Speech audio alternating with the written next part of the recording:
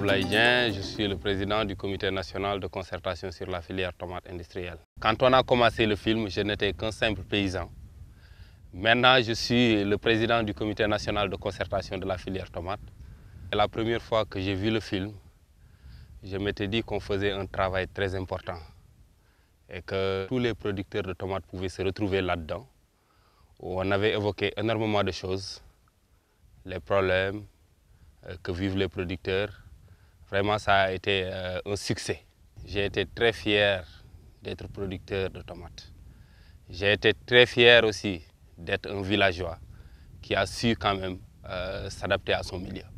Ça, c'était important parce qu'il n'était pas facile au début de venir, après quelques années passées dans les écoles, être étudiant à l'université, revenir et s'adapter en 1 année ou 2 ans. Le film a été un catalyseur de ce que nous sommes en train de réaliser aujourd'hui.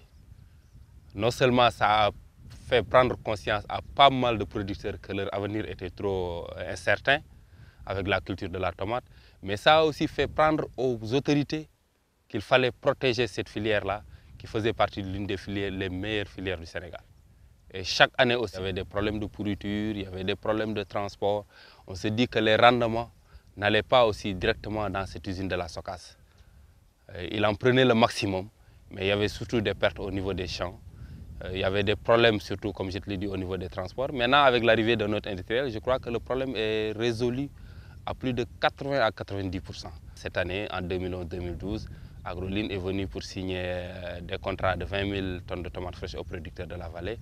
Mais aussi, en plus de cela, aussi, il y a un autre industriel du nom de Takamulfoot qu'on a déjà octroyé un terrain dans un village du nord de Guia et qui, normalement, en décembre 2012, devrait pouvoir commencer à acheter de la tomate fraîche aux producteurs de la vallée. Ça, c'est un pas très important.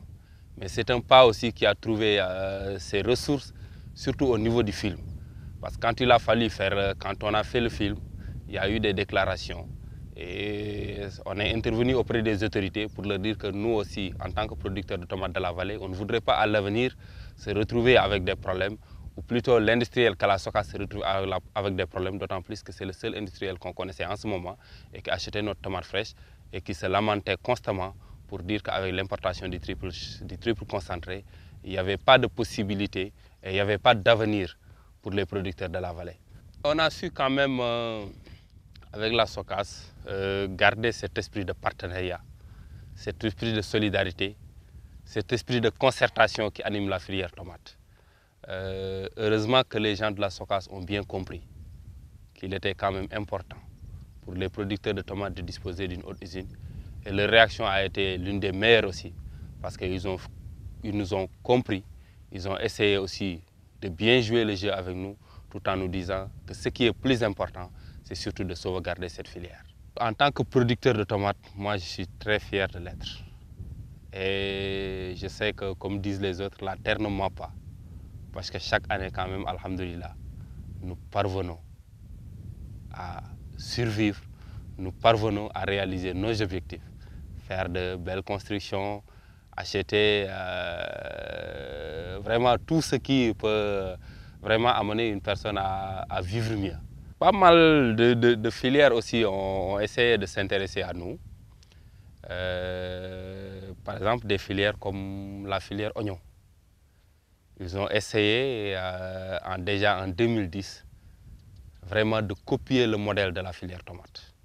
Parce qu'ils se disaient que non seulement c'était une bonne organisation, et qu'à partir, en s'appuyant sur cette organisation, ils pouvaient eux aussi réussir vraiment à booster non seulement leur production, mais aussi à mieux s'organiser.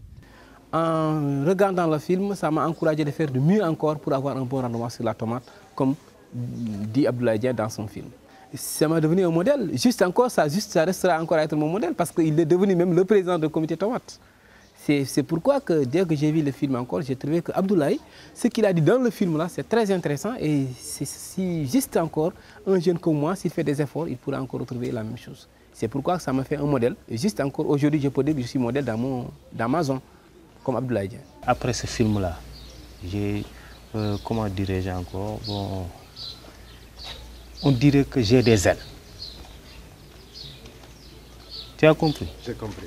depuis cette année-là, chaque année, je cultive du riz et du tomate. Au départ, on faisait par exemple dans ma zone que 100 ou bien 50 hectares. Mais ici, on arrive à faire 200, 300 hectares de tomates. Donc, dans l'avenir encore, j'ai vu des jeunes aujourd'hui qui font par exemple 1 hectare, 2 hectares de plus.